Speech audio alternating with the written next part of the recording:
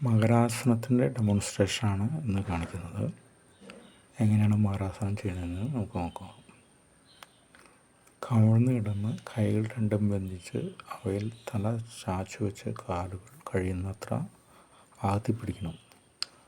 കഴിയുമെങ്കിൽ ഉയർത്തിപ്പിടിക്കാൻ പറ്റുമെങ്കിൽ ഉയർത്തിപ്പിടിക്കണം. ഉയർത്തിപ്പിടിക്കാൻ സാധിക്കുന്നവർ ഉയർത്തിപ്പിടിക്കുമ്പോൾ കാലുകൾ നേരെയായിരിക്കണം. നല്ല പരിചയം നേടിയാൽ 1 മിനിറ്റ് അങ്ങനെ പിടിച്ച് പൂർവ്വസ്ഥിതിയിൽ വന്ന് വിശ്രമിക്കാം. അങ്ങനെ കഴിയാത്തവർക്ക് കാലുകൾ അകത്തിപ്പിടിച്ചാലും മതിയാകും.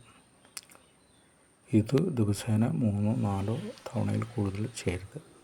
മകരം എന്ന് പറഞ്ഞാൽ മുതലയാണ്.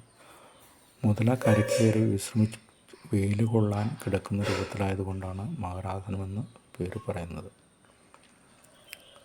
ഗുണങ്ങൾ: അമ്ലാധിക്യം കുറയും, വിശപ്പ് വർദ്ധിക്കും, പെൽവിസിലെയും ഗുദത്തിലെയും ഗ്രന്ഥികൾക്കും സ്നായുകൾക്കും കരുത്ത് കൂട്ടും, കാലിലെയും ഇടുപ്പിലെയും വാതരോഗം മാറും, ബ്രഹ്മചര്യ സുഖകരമാക്കും.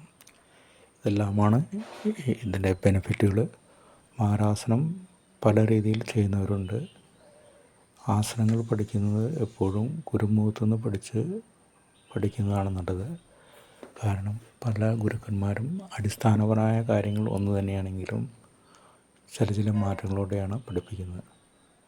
അപ്പോൾ ഓരോരുത്തർക്കും യോജിച്ച രീതിയിൽ ചെയ്യുന്നതാണ് ആസനങ്ങൾ ചെയ്യാൻ നല്ലത്. ബേസിക് കാര്യങ്ങളിൽ മാറ്റമില്ലെങ്കിലും നമ്മൾ അല്പാൽപ്പം മാറ്റി വയ്ക്കായിരിക്കും ഓരോ ഗുരുക്കളും പഠിപ്പിക്കുക. പിന്നെ നമ്മൾക്ക് യോജിച്ച രീതിയിൽ പഠിക്കുന്നതാണ് ബെറ്റർ. ആസനങ്ങൾ ഒരിക്കലും ആയാസകരമായി ചെയ്യേണ്ട കാര്യങ്ങളല്ല.